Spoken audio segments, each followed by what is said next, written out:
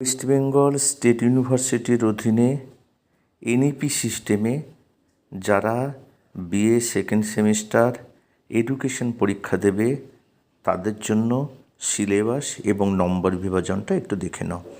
তোমাদের এডুকেশনে 15 নম্বরের দুটো প্রশ্ন লিখতে হয়।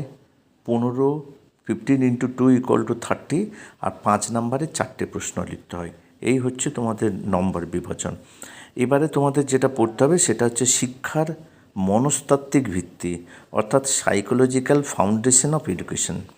এর আন্ডারে আছে মনোবিজ্ঞান এবং শিক্ষার মধ্যে সম্পর্ক। 2 শিক্ষাগত মনোবিজ্ঞানের প্রকৃতি, ধারণা ও তাৎপর্য।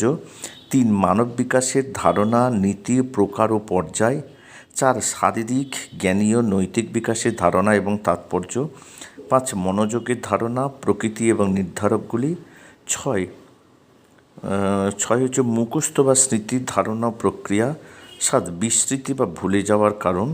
8 ব্যক্তিত্বের ধারণা, বৈশিষ্ট্য এবং প্রকার। 9 হচ্ছে ফ্রয়েডীয় ব্যক্তিত্বের তত্ত্ব। এবার ইউনিট 1-এ আছে শিক্ষামূলক মনোবিজ্ঞানের ভূমিকা। 1 এর মধ্যে মনোবিজ্ঞান এবং শিক্ষার মধ্যে সম্পর্ক।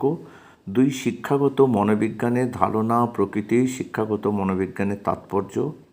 ইউনিট 2 হচ্ছে মানব বিকাশে মনোবিজ্ঞান এবং শিক্ষা। এর আন্ডারে 1 আছে মানব বিকাশ, ধারণা, নীতিসমূহ, প্রকার এবং স্তরসমূহ। 2 আছে দৈহিক, সঞ্চালনমূলক, বৌদ্ধিক বা জ্ঞানীয়, নৈতিক বিকাশের ধারণা এবং শিক্ষাক্ষেত্রে তাৎপর্য। ইউনিট 3 মনোযোগ ও স্মৃতি। এর মধ্যে 1 নম্বর আছে ধারণা, প্রকৃতি এবং মনোযোগের নির্ধারক। 2 আছে মনে রাখার ধারণা এবং প্রক্রিয়া, ভুলে যাওয়ার কারণ। ইউনিট 4 আছে ব্যক্তিত্ব এবং শিক্ষা। এর আন্ডারে 1 নম্বর আছে ব্যক্তিত্ব, ধারণা, বৈশিষ্ট্য, প্রকার। আর 2 আছে ফ্রয়েড দ্বারা মনোবিশ্লেষণ তত্ত্ব।